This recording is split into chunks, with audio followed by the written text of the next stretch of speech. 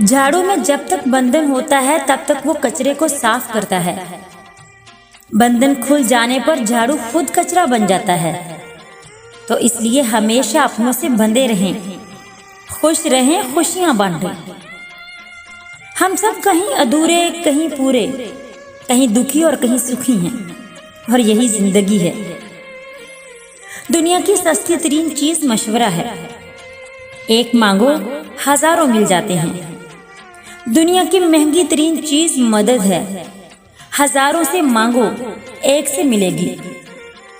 इंसान खात्मा बर्दाश्त कर सकता है।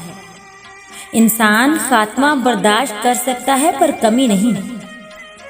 मैंने जिंदगी से यह सीखा है कि हमें पसंद सबको करना चाहिए, लेकिन एतबार बहुत कम लोगों पे करना चाहिए।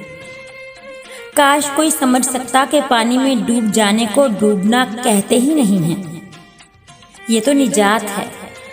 डूबता तो तब है इंसान जब तपती धूप में साया देने वाला कहीं खो जाए।